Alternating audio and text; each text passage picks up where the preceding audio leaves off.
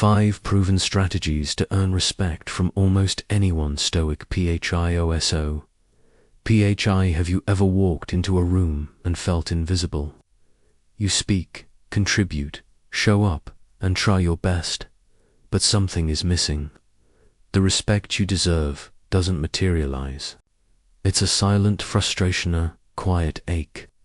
Not because you want attention, not because you crave applause, but because deep down, every human being yearns to be seen, heard, and respected for who they are.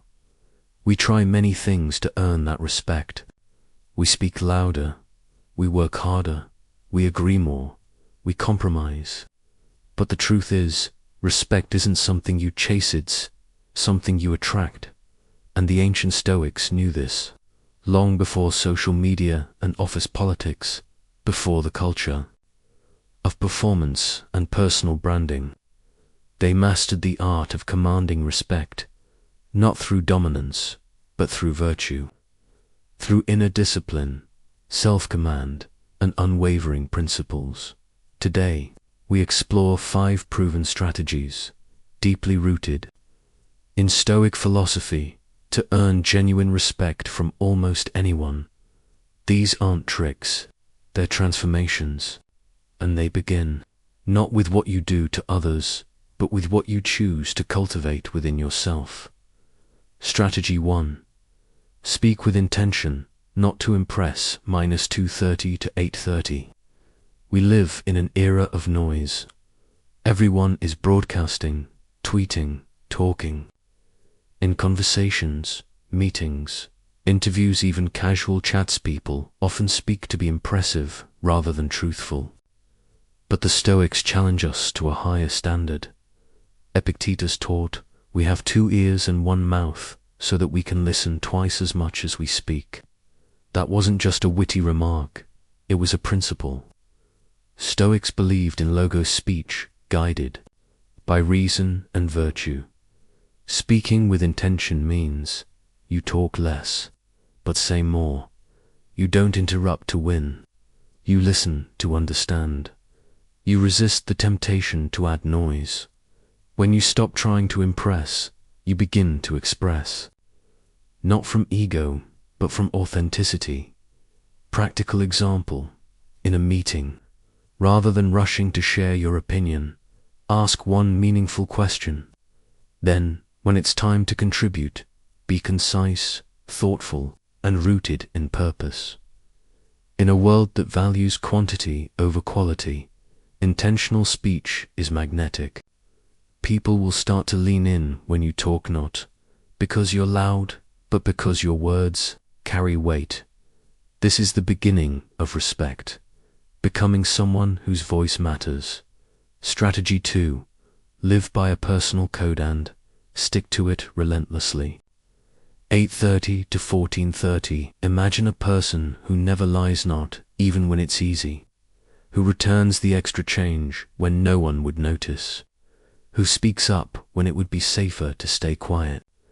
That's someone who lives by a personal code, and nothing earns respect faster. Marcus Aurelius wrote in his journal, "Let no act be done without a purpose, nor otherwise than according to the perfect principles of art." A Stoic doesn't need external validation. Their compass is internal. They follow virtue over convenience, principle over pressure. What does that look like in real life? You define your values: honesty, courage, patience, humility. You make decisions that align with them even when no one is watching. You become predictable, not in routine, but in integrity. Others begin to sense this. They know what you stand for. They trust your yes and respect your no. They may not always agree with you, but they admire your consistency. Because when the storms come, you don't bend, you anchor. Living by a code is powerful because it tells the world, I don't betray myself for approval. And that level of conviction, that's where respect begins to bloom.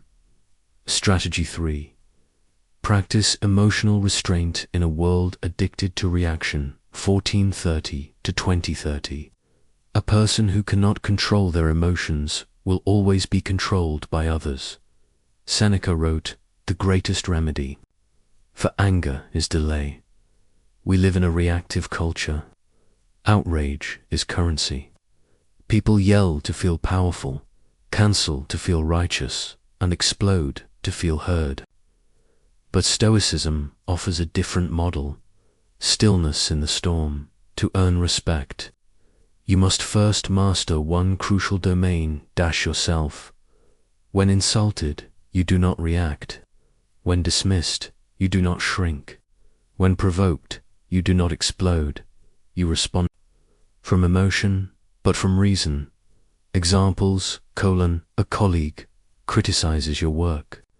Instead of defending instantly, you listen, process, and respond calmly.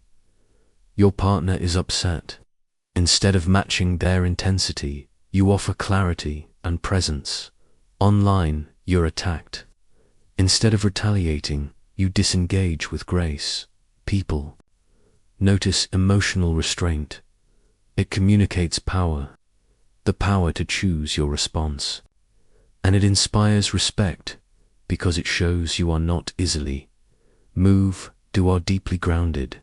Strategy for honor small commitments, like their sacred 20, 30 to 25 minutes and 30 seconds.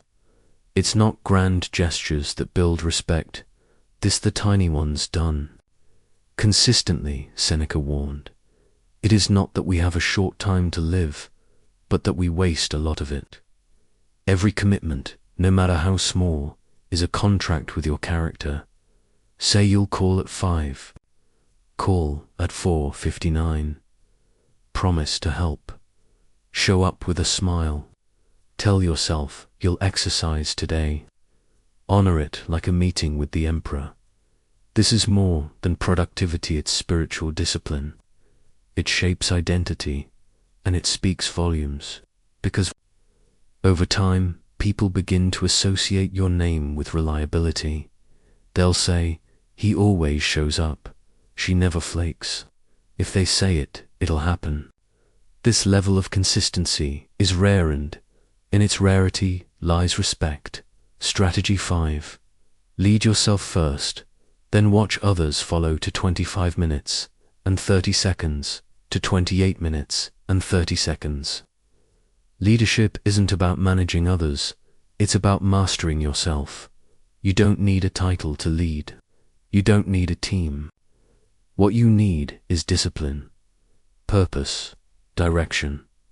Marcus Aurelius, Emperor of Rome, wrote not to lead his empire, but to lead himself. That's the Stoic way. Self-leadership precedes influence.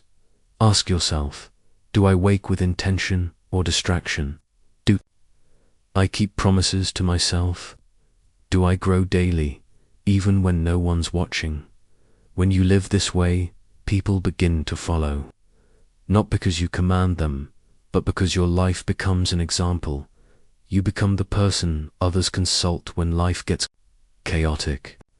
The one they trust, the one they respect, not because you seek it, but because you live it. Final reflection: if you want respect, don't chase it. Cultivate it in how you speak, in how you live, in how you feel, in how you act, in how you lead. The Stoics didn't seek attention. They sought alignment with virtue, with purpose, with their higher selves. And from that alignment, respect followed. So start today. Speak less, mean more, stay calm, honor your word, live by your code, become someone worthy of respect, then let the world catch up.